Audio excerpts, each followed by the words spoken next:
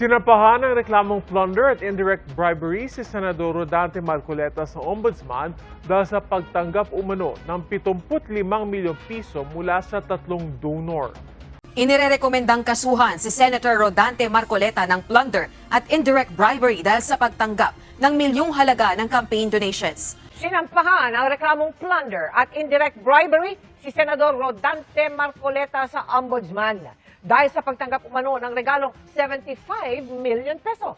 Inirekomenda ng Field Investigation Bureau ng Ombudsman ang pagsasampa ng kasong plunder at bribery laban kay Senator Rodante Marcoleta. Kabilang sa mga balak nilang sampahan ng reklamo, sina dating Quezon City 2nd District Representative Mike Defensor at dalawa pang donor na umano'y nagbigay ng pera kay Marcoleta. The undersigned investigators respectfully pray that the following respondents, Rodante Dizon Marcoleta, and private individuals, Michael Tan, Defensor, Joseph Varias Espiritu, and Aristotel Baluyut Virey, be indicated for plunder as defined and penalized under Republic Act Number 7080 and for violation of Presidential Decree Number 46. Nag-ugat ang rekomendasyon sa unang kasong isinampalaban kay Marcoleta sa Commission on Elections. Bunsod ng hindi umano niya pagdeklara ng campaign donations. Sa kanyang Statement of Contributions and Expenditures o SOCE.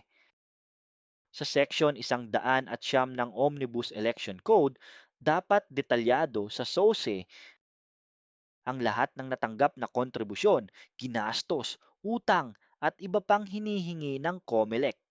Pero ayon sa COMELEC, hindi na itinuturing na election offense ang naturang non-disclosure ni Marcoleta dahil ang mga donasyon ay naibigay bago ang opisyal na campaign period para sa 2025 elections. Ayon sa Republic Act Number 7166, hindi na election offense ang paglabag sa Section 109 ng Omnibus Election Code dahil tinanggal na ito sa mga kasong sakop ng Section 262. Gayunman, sinabi ng mga investigador ng Ombudsman na maari pa ring managot si Marcoleta kahit wala siyang election offense. Sa complaint affidavit, iginiit ng mga investigador na may kriminal at administrative liabilities pa rin si Marcoleta. Sa naging investigasyon ng COMELEC, inamin umano ni Marcoleta na nakatanggap siya ng tatlong magkakahiwalay na donasyon mula kina Defensor, Espiritu at Virey noong Enero 2025 na umabot sa kabuuang 75 million peso. Nagbigay umano si Defensor ng 30 million peso, habang 25 million at 20 million naman ang galing kina Espiritu at Virey. Ayon pa sa complaint affidavit, maituturing umanong plunder ang pagtanggap ni Marcoleta sa kabuuang 75 milyong donasyon sa tatlong magkakahiwalay na pagkakataon.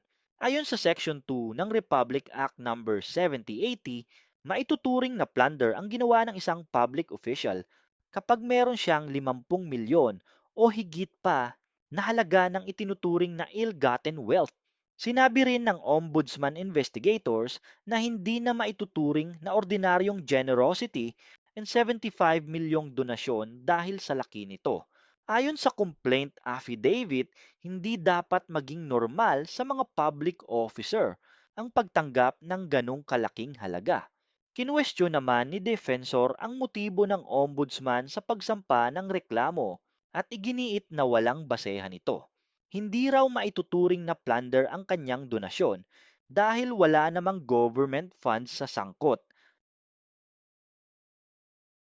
Ayon sa reklamong inihain ng Field Investigation Bureau ng Deputy Ombudsman, walang nakasaad sa Statement of Contributions and Expenditures o SOCE ni Senator Marcoleta noong 2025 national and local elections na anumang cash o in-kind contribution.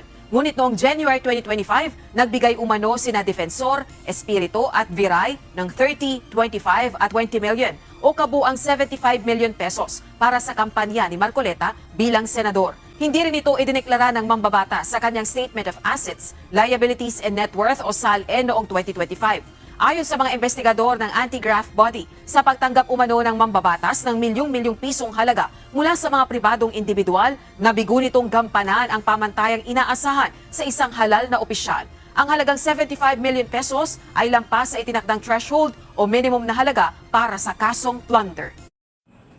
Ang COMELEC ay nagpapaliwanag doon sa kanilang limitasyon na kapangyarihan para habulin, papanagutin ang mga politiko, political party sa pagtanggap daw po ng mga donasyon. Pilit nilang idinidiin na kapag hindi pa opisyal na kandidato, kahit tumanggap ng mga donasyon ang isang kandidato or political party, hindi pa daw ho yung may tuturing na election offense or paglabag sa election law. Yan ang sabi ng COMELEC.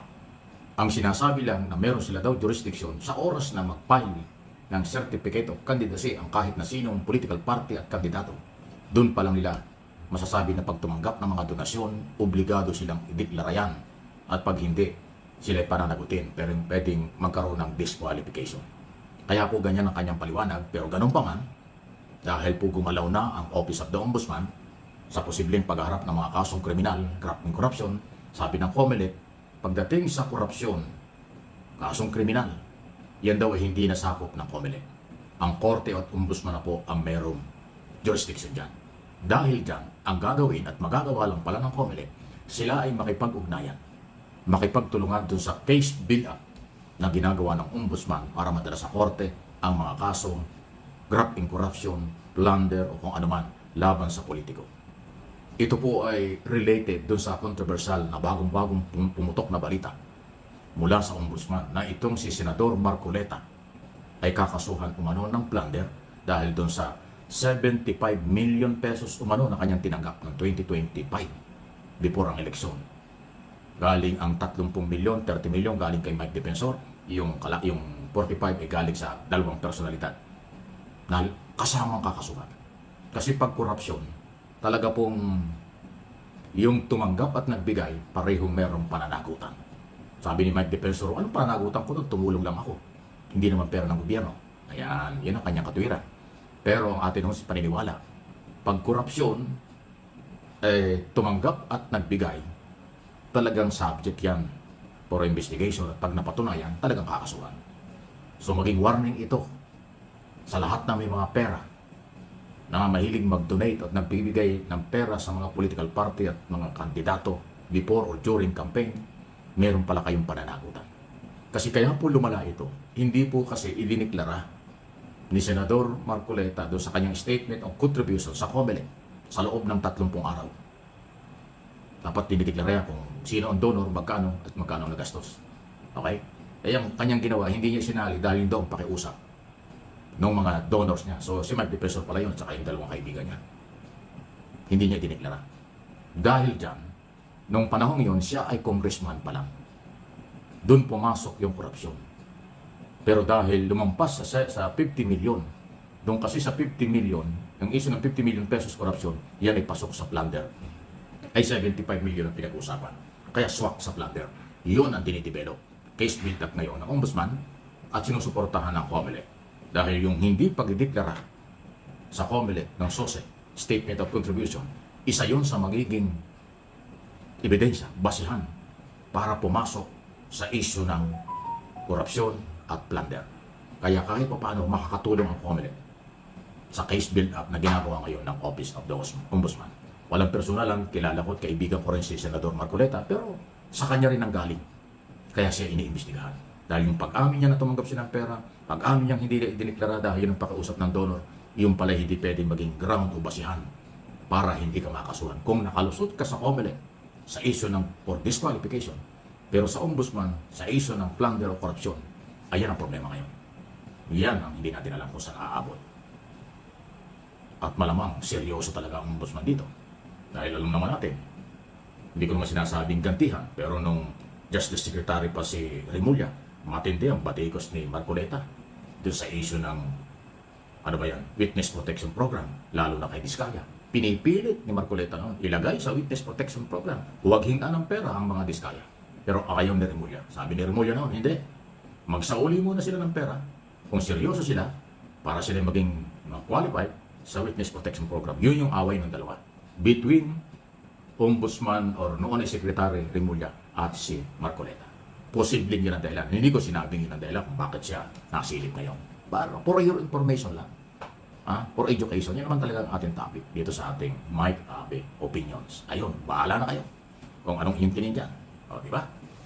Any comment, reaction? Sige lang po. Samantala, minority group, ibig sabihin ito yung opposition ngayon ng Senado. Hindi talaga pala sila titigil hanggat hindi nila maibabalik ang magandang imahe ng Senado. Hindi nila matanggap until now at talaga namang hindi katanggap-tanggap yung nangyaring kaguluhan, drama, pagpaputok ng baril sa loob ng Senado ng saa, iyakan, at kung ano-ano pang batikos ng liderato ng Senado sa Executive Department, especially sa NBI. Totoo, ang mga senador ay lawmaker, tagagawa ng batas. Ang Executive Department, tagapagpatupad ng batas. Ang law enforcement, police at NBI, sila yung nagpapatupad ng batas. So sino ang tama? Yung gumawa ng batas? O gumagawa ng batas? Or dapat gumagawa ng batas? O yung nagpapatupad ng batas? Yan po yung nakasira. Siyempre, maraming Pilipino, ako mismo, naniniwala ako doon sa nagpapatupad ng batas. Pero yung iba naman, grupo nila, naniniwala sila na merong authority. May kapangyarihan ng Senado na bastusin ang NBI. May kapangyarihan ng Senado na ilaitin ang NBI at iba pang law enforcement agency. Yun ang paniniwala nila. Pero ako hindi. Kasi hindi trabaho ng Senado na batikusin ang law enforcement agency sa pagpapatupad ng batas. Hindi trabaho ng Senado. Okay? Na lait-laitin ang mga opisyal ng Executive Department. Lalo na po kung ginagawa naman nila ang trabaho nila. Ang trabaho ng Senado in aid of legislation, investigation, or oversight function. Titingnan kung ipatutupad ang batas o hindi. Pero yung hindi pa nagkakaroon ng investigasyon, inuupakan na nila, sinisiraan na. Hindi yan trabaho ng Senado. Hindi yan trabaho ng Senado. For your information.